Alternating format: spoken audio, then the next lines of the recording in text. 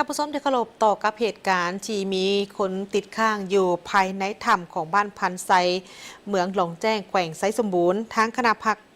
กรรมการปกครองแขวงก็ได้ให้ความสำคัญและเอาใจใส่ต่อกับการศึกษาอบรมการเมืองแนวคิดให้แก่บรรดาพ่อแม่ประชาชนต่อกับการไปซอกอยู่หากินแบบธรรมชาติให้คำนึงถึงผลได้ผลเสียที่อาจจะเกิดขึ้นและขอให้ถือเหตุการณ์ในครั้งนี้เป็นบทเรียนอันล้ำค่า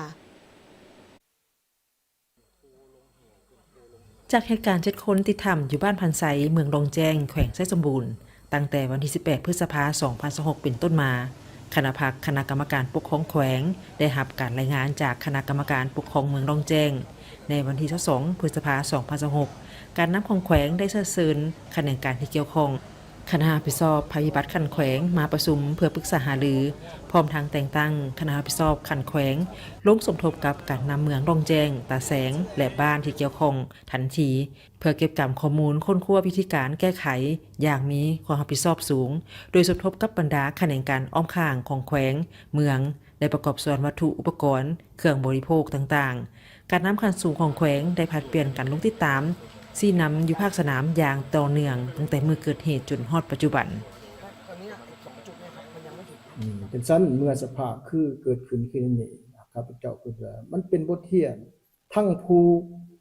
อยู่ในธรรมและก็ทั้งภาคส่วนประชาชนบ่แม่นแต่เศร้าใส่สมบูรณ์ทั่วประเทศก็ถือเป็นบทเรียนว่าธรรมชาติเป็นธรรมที่พวกเฮาบ่ได้รับการพัฒนาเป็นแหล่งท่องเที่ยวเป็นธรรมชาติเพราะฉะนั้นในธรรมนั้นมันก็เป็นธรรมที่น้อยเป็นหู้ที่น้อยเขาไปทำมันสิเกิดยังขึ้นอันนี้พวกเฮาต้องได้เข้าใจนำกันนะผลเสียหายผลลายทั้งเสียหายทั้งนั้นกระทบทั้งด้านจิตใจของผู้นำพรรครัฐพวกเฮาก็ทอดนำข้าพเจ้าเองเป็นห่วงเป็นใยนำพ่อแม่ประชาชนทุกสิ่งทุกอย่างได้ทุ่มเทให้หมดแล้วจึงมีผลสำเร็จสำเร็จขอให้ประชาชนนี่คิดถึงว่าพรรครัฐของเฮาได้ทุ่มเทมาสำนี้นี่เพื่อกอบกู้เอาบรรดาลูกๆหลานๆพ่อแม่ประชาชนมาได้สำนี้แม่นปัญหาที่เป็นความตัดสินใจสูงเหตุการณ์ครั้งนี้ได้กลายเป็นข่าวที่ทั่วสังคมทั่วประเทศและทั่วโลกให้ความสนใจโดยคณะกรรมการปกครองแขวงจะเพิ่มการศึกษาอบรมให้ประชาชนได้พูดถึงระเบียบหลักการกฎหมายชุมชายและการพันขยายเผยแพร่เสริมซึมคำสั่งเลขที่46/นย.ว่าด้วยการต้านและสกัดกั้นการลักลอบการขุดค้นและปรุงแต่งเก็บซื้อขายนำเข้าส่งออกแร่ธาตุและผลิตภัณฑ์แร่ธาตุที่บ่ถูกต้องตามกฎหมายและระเบียบหลักการในขอบเขตทั่วประเทศสุมใส่ศึกษาอบรมการเมืองแนวคิดให้พ่อแม่ประชาชนมีความรับรู้อย่างลึกซึ้งต่อกับทรัพย์สินของชาติรู้เคารพการจัดตั้งกฎหมายนิติกรรมต่างๆที่เกี่ยวข้องนอกนั้นให้มีสติระวังตัวต่อกับสภาพแวดล้อมดินฟ้าอากาศติดตามการแจ้งเตือนจากกรมอุตุนิยมอุทกศาสตร์จังซั่นเฮ็ดแนวใดต่อไปนี้เพื่อให้เป็นบทเรียนให้แก่